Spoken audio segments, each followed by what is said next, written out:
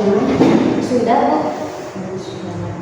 Kalau begitu, sebelum kita melakukan sesi konseling, lebih baik kita melakukan perkenalan dulu. Perkenalkan, nama saya Anissa. Mbak itu terserah memanggil saya Ibu, Mbak, atau Kakak, terserah Mbak dengan namanya. Kalau boleh tahu, nama Kakaknya siapa? Nama saya Anda, Ibu. Oh, Mbak Anda. Sebelumnya Mbak Anda pernah melakukan sesi konseling nggak? Belum pernah, Bu. Belum pernah. Kalau begitu saya akan menjelaskan sedikit apa itu konseling. Jadi konseling ini adalah proses pemberian bantuan untuk kepada seseorang untuk membantu mengatasi masalah yang dihadapi. Nah, adapun di sini ada namanya asas kerahasiaan.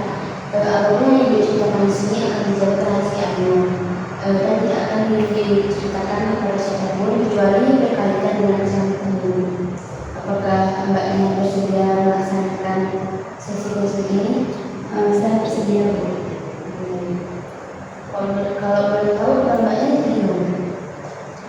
Kabar saya ini kurang baik sih, Bu. Kurang baik.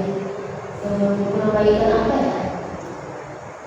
Saya sering susah tidur, Bu, belakangan ini. Kepala saya pusing karena memiliki tugas yang menumpuk. Dari saya mendengarkan cerita Ibu hari ini, kalau boleh tahu tugas seperti apa yang menumpuk? Tugasnya seperti membuat video, membuat makalah, membuat jurnal, dan praktek. Jadi saya pusing, Bu, harus ngerjain tugas yang mana dulu, sedangkan waktunya terbatas, Bu, dan sudah mepet. Saya paham Ibu Alina ini, dengan banyak tugas seperti ini bisa membuat Mbak tekan dan lelah. Iya, Bu, saya sering kewalahan gara-gara tugas ini. Biasanya apa yang Mbak lakukan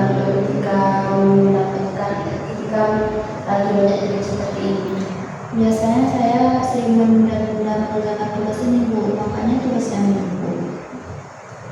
Ini karena banyak tugas Mbak ya, makanya Mbak menunda tugas ini sehingga tugas Mbak itu menumpuk. Iya, Bu. Menurut Mbak, langkah kecil seperti apa yang bisa Mbak lakukan biar tugas Mbak ini tidak menumpuk? Sepertinya saya harus membuat jadwal tentang tugas ini agar lebih mudah mengerjakannya.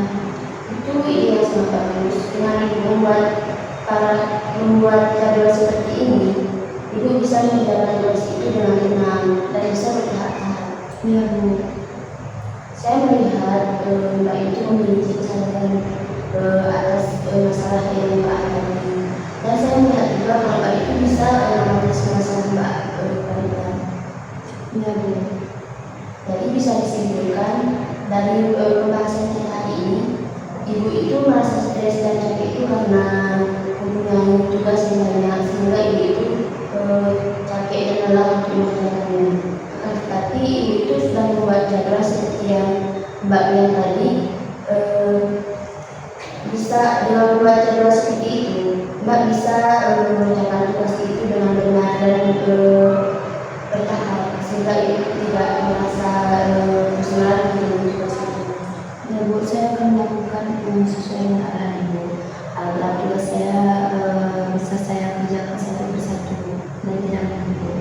Ya, terima kasih buat Mbaknya hari ini karena sudah berbagi cerita dan terbuka juga. Semoga dengan sesi konseling ini Ibu bisa menyelesaikan masalah Ibu dengan baik. Semangat buat Ibunya dengan mengerjakan tugas ini.